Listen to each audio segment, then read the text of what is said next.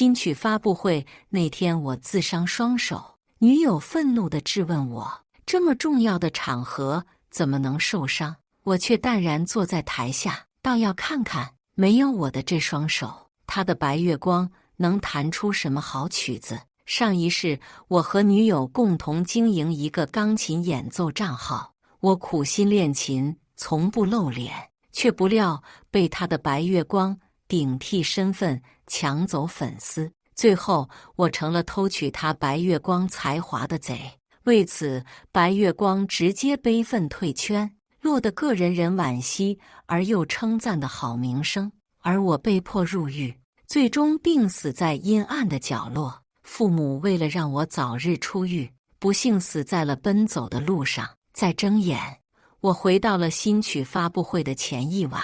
大家好，开始今天的分享之前，希望你能给人间烟火点个订阅，我将会分享更多优质的内容。宝贝，你也太厉害了！要是明天发布会你能来这么小段，简直是无敌。女友的吹捧让我乐不可支，可我这个人天生害怕面对群众弹琴。用他的话来说，我只需要天天弹琴给他听就好了，钱什么的他努力工作总会有的。为此，我每天都在克服自己不敢上台这件事。就在我克服了的那天，我发现自己所有的一切都被人冒名顶替了，而那个人就是女友的白月光林淑安。我从钢琴凳上站起来，淡淡地看着他：好啊，明天我上台弹给你听，送给我唯一的爱人。他紧张地看着我：你可以上台了吗？我笑着点头，为了爱，我什么都可以。果不其然，晚上谭林给他白月光打电话：怎么办啊？他说他明天要上台。他要上台，你的粉丝见面会怎么办？谭林的语气很焦急。算了，等他弹完我传给你，咱们的计划不能失败。莫宝贝，我也爱你。我靠在门后，依旧不敢相信谭林是这样的人。他自始至终都没有爱过我，他爱的只有我身上的才华。还是为了林淑安，我打开手机，把所有的对话都录了下来。谭林，你不仁，别怪我不义。第二天，我起了个大早，甚至心情颇好的给自己做了一顿早餐。谭林看到的时候，紧张地看着我的手：这是我自己来就好，你万一伤到了手。我吃完最后一口，抬眸看着他：我只做了自己的，你在想什么？他没说话，但很明显不高兴了。以前我总是无所谓的使用自己的手，家里的衣服裤子、锅碗瓢盆都是我亲自洗的。他从一开始装模作样的心疼，到了后来理所应当的接受。虚假的感情经不住考验。准备出门的时候，他问我：要不然你还是在帘子后面吧，和以前一样。我害怕出问题，毕竟这是新曲发布，更是你的第一次粉丝见面。我的粉丝见面会，我不禁冷笑，都已经让林淑安在各个平台露脸顶替了，还说是我的。谭林，你不希望我好吗？我摸着他的脸，真是恶心的想要来一巴掌。我没有，我就是担心你。他扯着嘴角跟我说，笑得比哭还难看。毕竟我要是上台了，那他白月光可就露馅了。没事，我愿意为了爱克服。重生一世，我看得最清楚的就是爱之一字，谁真谁假，我一看就知道了。上台前我用心准备，却不料被工作人员关在了化妆室，叫了半天都没人来开门。如果我现在都想不明白谭林想要做什么，那我就太蠢了。于是我拿起化妆箱，狠狠地砸到自己的手腕上。等到谭林来的时候，我红着眼眶：抱歉呐，林，我刚才着急出去，不小心把手腕弄伤了。我故作难过地看着他，不知道他在嘴里嘟囔着骂了一句什么，最终还是笑脸看着我：啊，那你说的新曲子还怎么弹给我听啊？我昨天晚上激动的一晚上都没睡着，要不要试一试啊？万一你还……我真的很想听。我果断地摇了摇头，弹不了，得去医院。他不是想我弹给他听，他是在担忧没有新曲子可偷，他的白月光会怎么样？林淑安的见面会就安排在我的之后，现在取消，岂不是打脸？毕竟我弹不了，就等于林淑安也弹不了。粉丝就算愿意接受他没有额外的小惊喜，但如果连答应的新曲子都没有的话，后果可真不敢想。现在我只好奇他想让这件事怎么过去，想做的真就得把林淑安的手砸伤。当然，别的理由也可以用，但粉丝不一定买单。最终迫于无奈，他只好自己去安慰林淑安的粉丝，说他手腕骨折了，我们就想见哥哥一面，他从来都戴着面具，就让我们见他一次吧。我有好多话要和哥哥说，是哥哥的音乐给了我活着的力量。这场见面会是我们掏了钱进来了，你们这样做是违法的。台下的粉丝越闹越凶，我坐在最后面的凳子上看着他们应对。最终林淑安还是上台了，她随意地绑了2下自己的手，装作手腕手上的模样。粉丝都很心疼，可很快就有人发现了端倪。可是刚才我偷偷去后台看的时候，哥哥的手还好得很呢。啊，那个说话的人继续说，我刚才去卫生间没找到路，走错了，正好看到了哥哥在练琴。剩下的人直接炸锅了，纷纷要求他们把手上的绷带拆下来。可谭林怎么会让林淑安拆下来呢？他容不得林淑安受一点点的伤，今天经历的一切已经是最大的伤害了。安安的手是刚才不小心弄伤的，难道你们想让安安带着伤给你们弹琴吗？难道粉丝的爱就是这样的吗？那我们安安还真是不适合开这样的粉丝见面会。谭林说的语气很重，粉丝不过是一群小孩子。一个女孩倔强地说，我们没想过要哥哥受伤给我们弹琴，我们只是想见面。可现在你一直强调受伤这个事，我们要眼见为实。剩下的粉丝也开始吵着嚷着，场面一度失去控制。我在手机上看到了这个粉丝见面会的门票一张3000块，他还真敢要钱。林淑安终究是被推了出来，他摘下面具，露出一张帅气的脸庞，红着眼眶，抱歉各位粉丝朋友，是我太不小心了。不得不说，林淑安的那张脸长得确实好看，是我比不了的。随随便便落2滴泪就让人心疼的不行。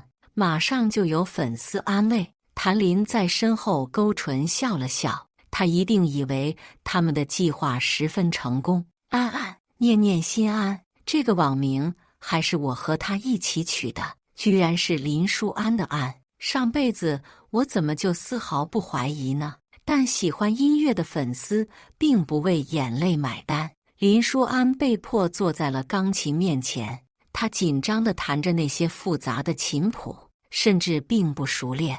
这好像不是念念心安的水平。我是学音乐的，这绝对不是。视频里面的哥哥虽然只能看见手，但是流畅度和身临其境的感觉做不了架。就是手受伤是不会影响流畅度的，这明显是不熟练导致的。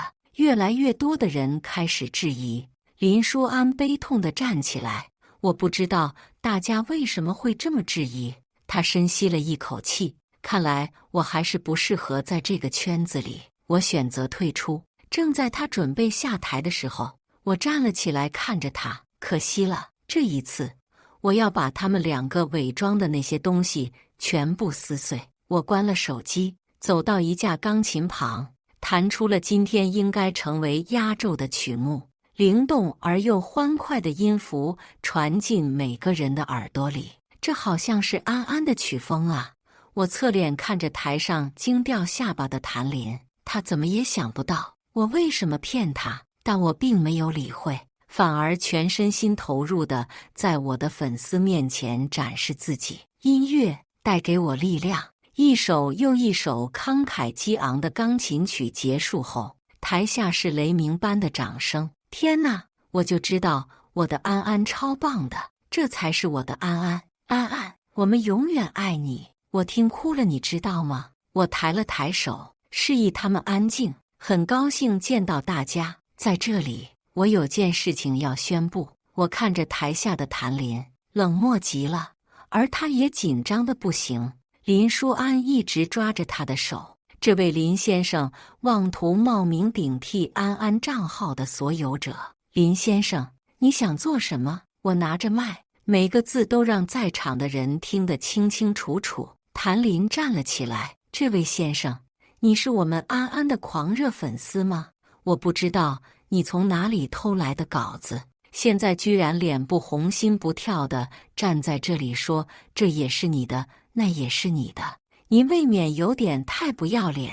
他总是能抓住我所有的软肋，永远能把我拿捏得刚刚好。我冷笑一声，站在舞台光下看着他。偷，我为钢琴而生，偷这一个字，你想侮辱谁？就在我觉得胜券在握的时候，他从自己的包里拿出了一摞又一摞的谱子，里面写满了修改的地方。我日日夜夜看着安安在哪里不停地改谱子，怎么就成你的了？他字字泣血，满是悲愤，仿佛我做了什么人神共愤的事情。谭林，这是我最后一次对你失望了。我扬起笑容，好啊，过几天就是琴音大赏，你要不要让你的安安和我比一比，给大家证明证明谁才是真的？谭林站了起来，目光多多地看着我。好啊，比就比。他似乎胜券在握，我却冷笑不已。在真正的实力面前，所有的伎俩都是虚无。我不会再让上辈子的事情发生了。台下的粉丝一直在讨论，有人站我，因为我弹了曲子；也有人站林淑安，因为人设。也是，我自媒体账号的归属权都在谭林那里。现在的我还属于被动状态。晚上我回到家之后，谭林气势汹汹地找了上来。宋慈，你什么意思？他一巴掌打在我的脸上，我愣了一下，反手还了他一巴掌。我什么意思？我什么意思？你不知道吗？我要是不去这个粉丝见面会，怕是都不知道自己被冒名顶替了吧？还有，我的曲子到底是怎么到他手里？我看着谭林，眼中说不尽的失望和愤怒。他似乎是慌了一下，然后又理直气壮地说：不是因为你不好意思在粉丝面前露面吗？不是因为你不愿意在视频里露出脸吗？你以为我为了流量容易吗？宋慈，我都是为了你，可你呢？你看看今天把这一切都弄成什么样子了？我直接被气笑了。我从来不知道一个人他不要脸到这种程度，冒名顶替被你说成是为了我，抄袭别人作品也能说是为了我。谭林，你可真会啊！我怒不可遏，他瞬间哭了起来。你就是不爱了我，为了这些小事对着我兴师问罪。宋慈，我们分手吧。好。答应完之后，只有他愣在原地。等他回过神的时候，我已经收拾好了行李箱。我挑眉，继而厌恶地说：我什么？你以为我在和你开玩笑？你偷窃我谱子的事情不会结束的。谭林，他哭得更凶了。换做以前的我，肯定早就上去安慰了吧。可我已经死过一次了。为了1周以后的琴音大赏，我连夜租了一架钢琴到新房子。我开始没日没夜地练，直到比赛的前一天，我爸给我打电话说，我妈生病了。你妈妈不知道怎么回事啊，就一直晕晕乎乎的。医生说要去大医院看。小慈啊，你回来看一看好不好？我一想到爸妈上辈子为了我惨死他乡，心里就疼得不行，连忙买了当天时间最早的高铁回了老家。下车只看到谭林搀着我妈，他们一家3口在哪里其乐融融，我简直是气得想哭。为什么他们要帮谭林？走到他们面前的时候，我沉默了，一时间不知道该质问什么。重生的只有我，在他们眼里，谭林还是我的女朋友。妈，你身体怎么样啊？我还是关心她的身体，她本来就心脏不好。没事没事，妈没事，妈就是想你了，想让你陪陪我。我不想质问他们为什么要骗我回来，只是哄着他们2个，让他们高兴。晚上吃完饭以后，我妈拉着我站在院子里，爸爸妈妈送你出去读书，出国学音乐都不容易。小慈，妈妈想让你成家，然后结婚，正好谭林肚子里已经有了你的骨肉，借着这个机会，先把家成了，好不好？我妈恳求的语气让我难以拒绝。妈，我做了一个梦，我梦到谭林背叛了我，他偷走了我的创作给别的男人，然后说我抄袭，把我送进监狱。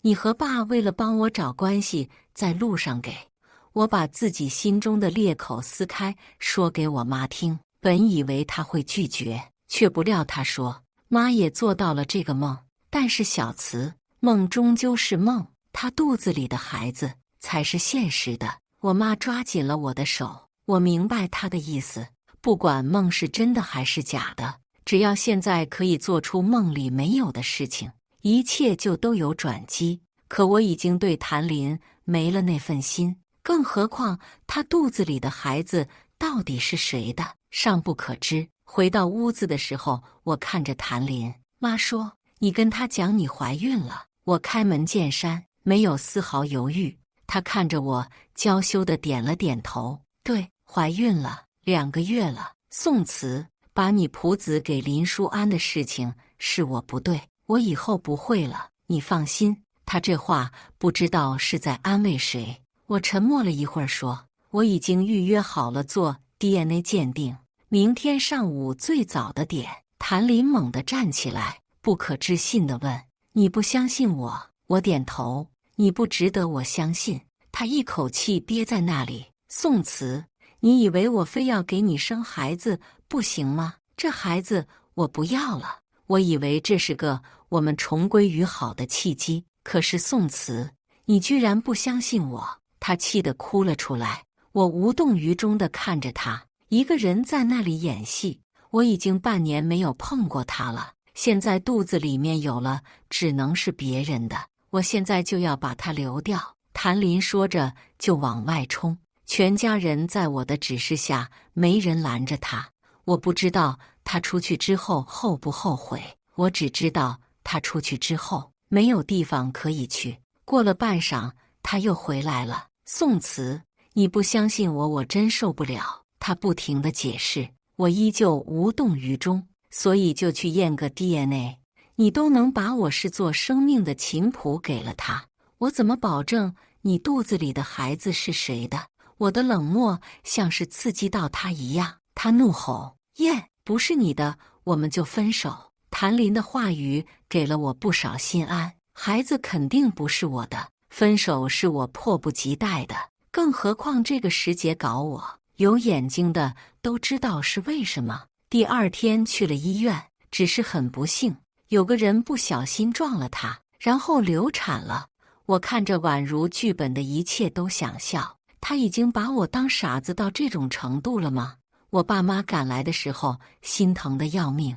我悄悄把我爸叫出去，拿着亲子鉴定书给他看。谭林肚子里的种不是我的，是谁的？我也在查。不过爸，这事儿你跟我妈通个气，侧面让谭林知道我们家都知道他的破事。我语重心长地跟我爸说。我爸看我的眼神却是充满了难受，也是，自己的儿子遇到这种女人，给谁不难受呢？我进去以后，我爸就把我妈叫了出来。我看着谭林，现在孩子没了，你还有什么话要说吗？谭林睁着眼，泪水不停地流，一句话也不说。给以前的我看到这场景，我巴不得赶忙抱着他，好好安抚。宋慈，你变了，不是疑问，不是质问，是陈述。我摇着头笑了笑，是吗？那我以前还挺蠢的，是吧？你肯定要是这么想的，要不然怎么会想方设法地算计我呢？谭林侧过了脸，他露出了一个诡异的微笑。不过没关系，变了也没用，你所有的一切都是舒安的，为了舒安，我可以失去所有。他突然从被子里抽出一把小刀，刺向我的双手。我赶忙一脚把他踹开。外面的人听到动静，纷纷要进来。没事，不小心摔了东西。我看着自己的双手，后怕不已。谭林还真是爱林舒安，爱得深沉啊。小刀落在我的脚下，我把它捡起来，缓缓地走到谭林的身边。你说你刚流产，这么激动干什么？就这么怕林舒安丑恶的嘴脸被曝光吗？我拿着小刀抵在他的下巴上，他一副贞洁烈妇的模样看着我。有本事你报警把我抓进去。我站了起来，厌恶地说，我怎么会报警呢？我要你眼睁睁地看着我明天是怎么把林舒安从那个位置拽下来的。不要，求求你不要。舒安她真的不容易，她没有爸爸妈妈，什么都要靠自己。宋慈，你都有了那么多了，为什么你还是不知足？我被他的一套言辞惊得说不出话。难道要因为一个人可怜，就要所有人都把自己的东西给他吗？凭什么？谭林，论感情是你背叛的，论才华是你窃取的，你到底有什么好狡辩的？我把他拖到了床上。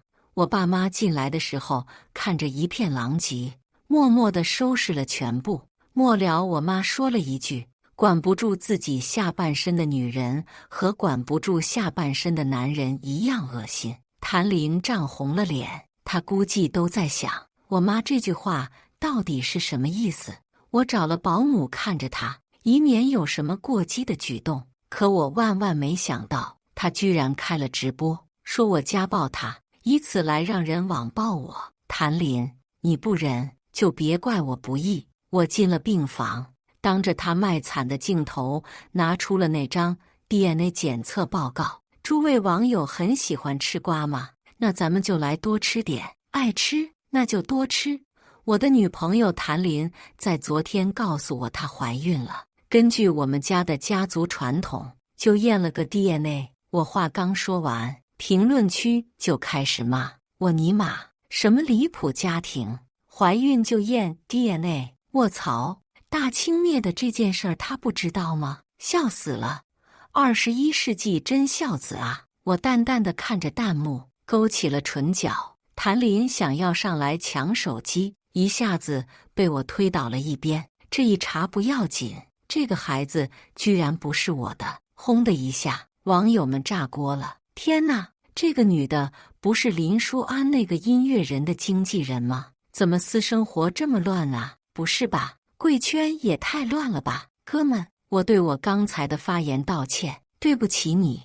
我看着立马转向的风评笑了出来，他不是想看我被网暴吗？如今搬起石头砸了自己的脚。谭林看着评论区和直播弹幕上变化的风评，开始尖叫。我走出卧室，留他自己一个人破防。等他叫累了睡着之后，我也关了直播，登上念念心安的账号，发了一个自白视频，末尾说大家都很好奇念念心安到底是谁，那就来明天的琴音大赏吧。因为这一波热度，还有几个广告商找上了我，我都一一婉拒了。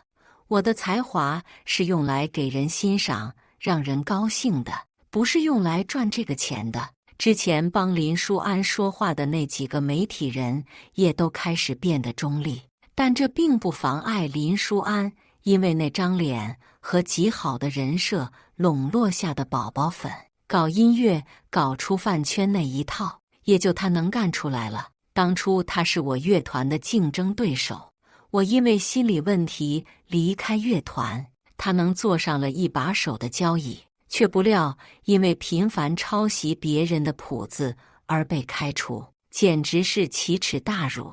但仔细想想，我那时候的谱子没有被偷，或许是因为我不喜欢写在纸上，只是后来和谭林谈恋爱之后，才有了在纸上写谱子的习惯。抄袭惯犯也敢在我面前叫嚣，真不知道是谁给他的勇气。第二天一早，我带着谭林离开了。他朦胧着双眼，又忽然变得惊恐。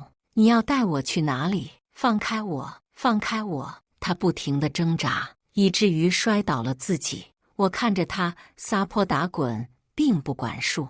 毕竟昨天晚上那场直播热度很高，同城的人基本上都刷到了。我挽着手臂看着他，他似乎闹了一阵之后，发现没人帮他，又开始哭哭啼啼地跟在我身后。哎呀呀，还是这男的心大呀，都被绿了还……哎，你要谈个神经病女朋友，你应该也无语。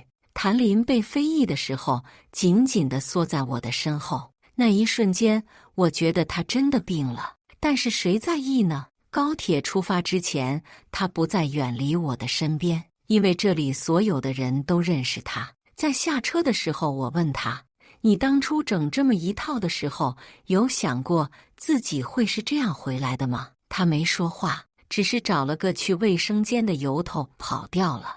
我并不担心他不回来找我，他的手机、身份证全部都在我这里。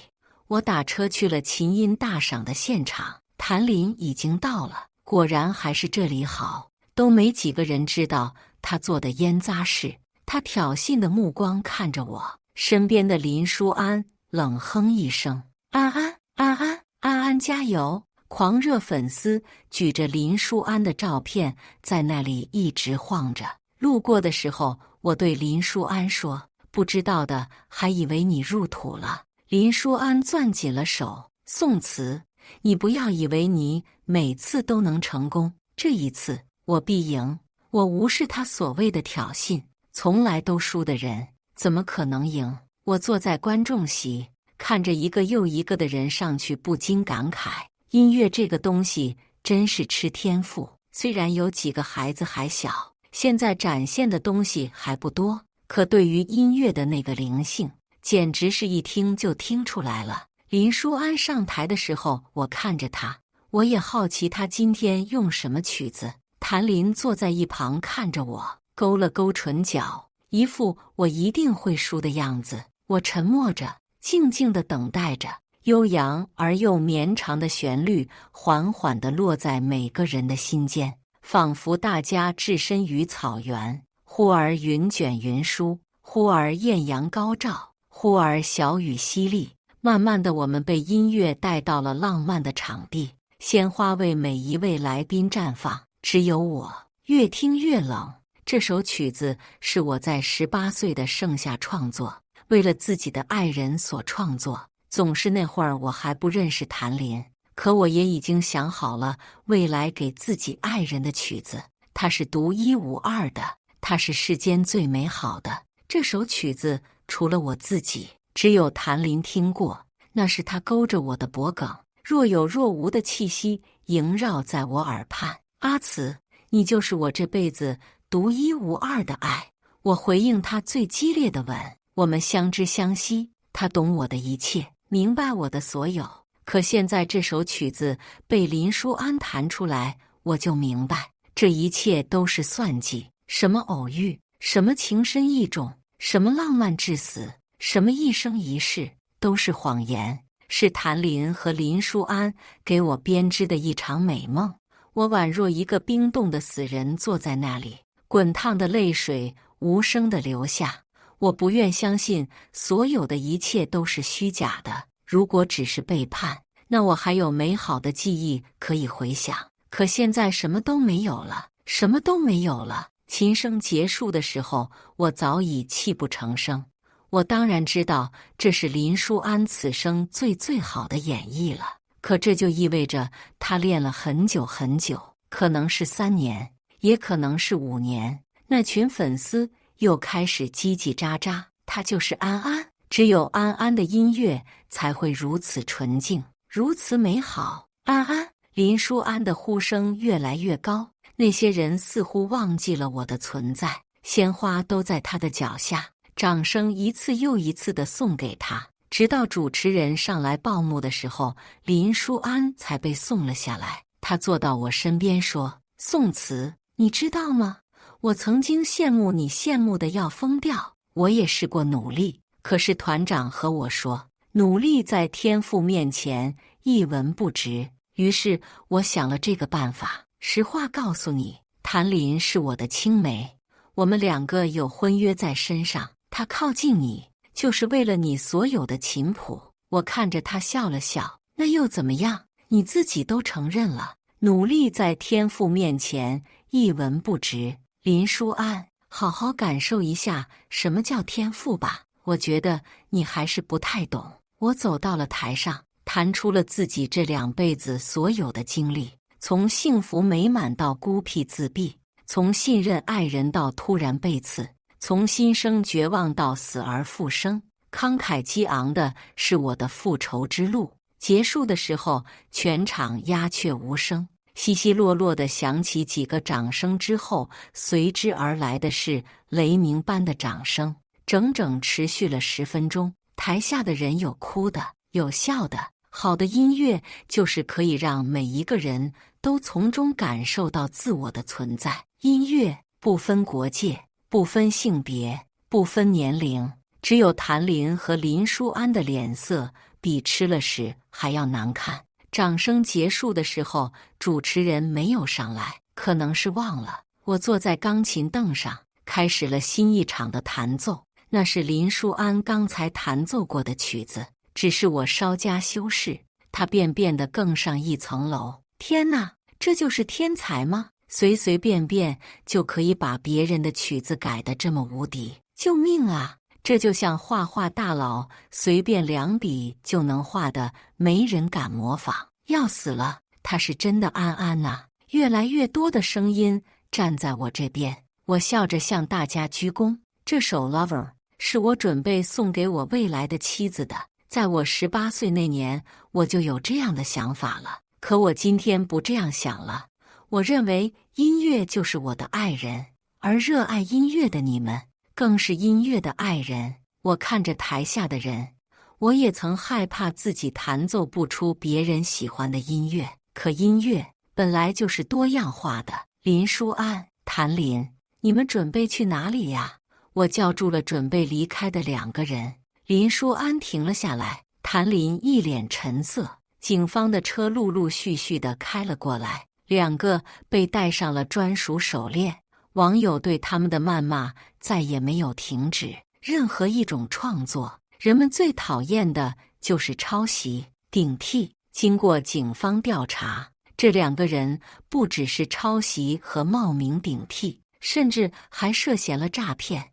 我忽然想起了那3000块钱一张的票，怎么不算是诈骗呢？在他们被审讯的期间，我也被问话了。最后的结果居然是谭林被判了10年，而林淑安是个不知情的人。哦吼，这我就来兴趣了。但他并不在意自己没住监狱这个事儿。在我重新回归乐团的那天，他开车撞了我正在吃早饭的摊子。只是我命好，没受什么伤。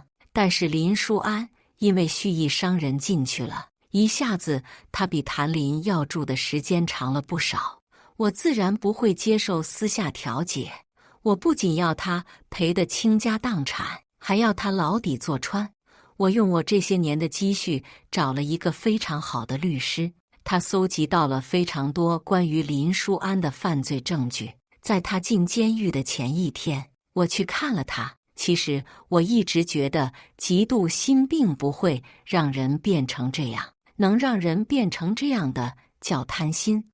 我认真地看着林淑安，一字一句地说，我也曾扪心自问，这2辈子我对他其实没做过什么亏心事，可他那源于内心的贪婪，实实在在地害了3个人，甚至他最后进监狱的时候还不自知。不过是我技不如人，要是我有你这种天赋，又何必做这样的事情？他恶狠狠地看着我，仿佛想要把我撕碎了一般。我做了个梦，我梦到我成功了，我是人人敬仰的大钢琴家。他发疯一般的哈哈大笑。警察把他带走了，看着他的背影，我只觉得世事无常，活着真好啊。我回到了家乡，在一所小学里当音乐老师，偶尔也会在网上发一些视频什么的。乐团还叫了我几次，我对那个地方心有余悸，便婉拒了。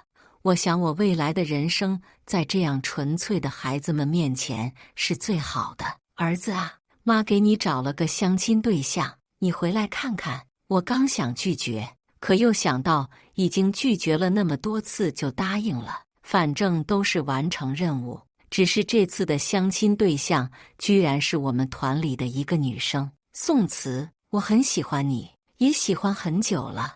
我专门为了你离开乐团，我想和你在一起。我一脸惊讶，我对他并不熟，我觉得我们不是很合适。我委婉拒绝，说实在的，我一点都不想谈恋爱。但是陈思雅不这么觉得，她觉得我和她说话她就高兴，于是她乐此不疲的天天来学校找我，甚至还给我带早饭。我第一次吃到的时候问她，这是你自己做的吗？离开乐团的那段时间，我家门口天天都放着一个饭团。陈思雅笑了笑，是我呀，以前我也给你送过。那段时间你心情不好，我不敢去打扰，就天天给你送饭，希望你吃好。我猛地一把抱住了她，对不起，我愧疚地说，是我认错了人，对不起。她羞红了脸，连忙把我推开。宋慈，